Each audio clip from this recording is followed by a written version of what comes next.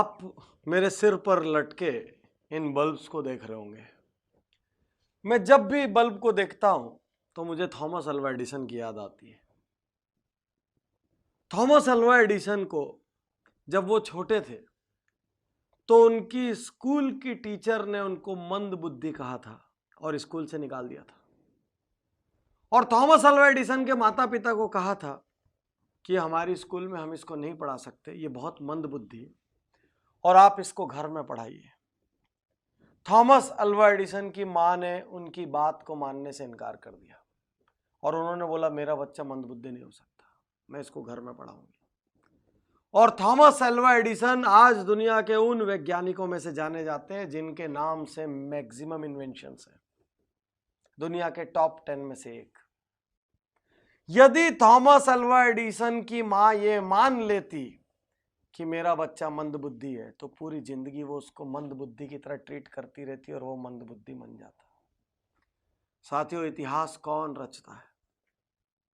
इतिहास वो नहीं रचते जो लोगों की बात सुन के मान लेते हैं कि मैं कमजोर हूं, मैं हीन हूं, मैं नहीं कर सकता, मुझे नहीं आता। इतिहास वो नहीं रचते जो किसी दूसरे की राय के लिए अपने संकल्प छोड़ देते हैं।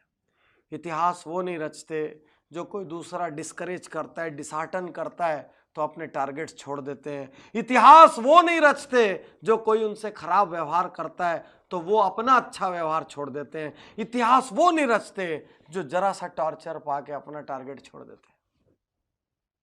इतिहास वो रचते हैं जो सहते हैं। इतिहास वो रचते हैं जो खड़े होते हैं।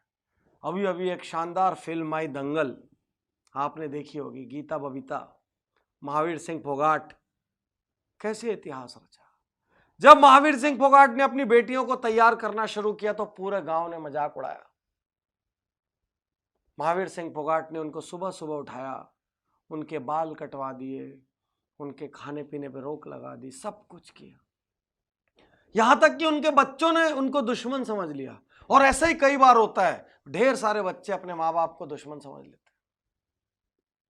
लेकिन एक दिन उनको समझ आया जब उनकी सहेली कहती है कि तुम्हारे पिता तुमको संतान तो समझते कम से कम, इसलिए तुम्हारी फिक्र करते।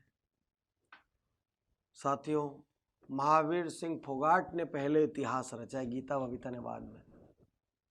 महावीर सिंह फोगाट ने वो बीज लगाया, उनको सींचा, बड़ा किया, सारी दुनिया के तिरस्कार महावीर सिंह फोगाट ने कहे। साथियों, आज आपका तिरस्कार हो रहा है कहीं और आप यदि उसकी वजह से हिम्मत हार के बैठ गए तो आप बड़े नहीं होंगे। भरी गर्मियों में जिस सूरज का तिरस्कार होता है, सर्दियों में उसी सूरज का इंतजार होता है। याद रखिए, आज तिरस्कार का मतलब आजीवन तिरस्कार नहीं है। इतिहास वो नहीं रचेगा जो लोगों की सुनेगा। इतिहास वो नहीं रचेगा जो टारगेट छोड़ेगा। इतिहास वो नहीं रचेगा जो हीन भावना में चले जाएगा। इतिहास वो नहीं रचेगा जो दूसरों को सुपीरियर और खुद को इंफीरियर समझेगा। इतिहास वो नहीं रचेगा जो अपग्रेड करने को तैयार नहीं होगा। इतिहास वो नहीं रचेगा जो जरा जरा सी बात पे घबरा जाएगा। इतिहास वो नहीं रचेगा जो सैकड़ों लोगों का अप्रूवल लेगा। इतिहास वो नहीं रचेगा जो इनडिसिसिव है, जो निर्णय नहीं लेता। इतिहास वो नहीं रचेगा जिसके पास विल पावर नहीं है। इतिहास सिर्फ वो रचेगा जो खड़ा होकर लड़ रहा है, क्योंकि जो लड़ रहा है वो गिरेगा फिर उठ खड़ा होगा। जो लड़ रहा है वो हारेगा लेकिन फिर जीतेगा। लेकिन जो लड़ा ही नहीं वो तो जीता ही नहीं, वो तो हारा ही नहीं, क्योंकि वो कभी लड़ा ही नहीं। तो यदि थोड़ा सा भी इतिहास रचना है, यदि थोड़ी भी वैल्यूएबल जिंदगी बनानी है, यदि कुछ भी हासिल करना है तो लड़िए, लोगों की ना सुनिए, लड़िए, डरिए मगर करिए। डरना स्वाभाविक है।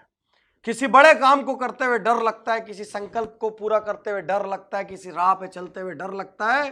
दुनिया की बड़ी ऑनलाइन अखबार की मालिक एरियाना हफिंगटन कहती है मुझे बहुत डर लगता है, मैं डरती हूं, because fear is normal, but मैं फिर भी करती हूं क्योंकि उसको करना जरूरी है।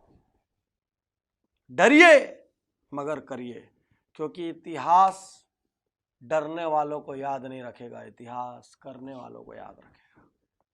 सम्मान डरने वालों का नहीं होगा, सम्मान करने वालों का होगा।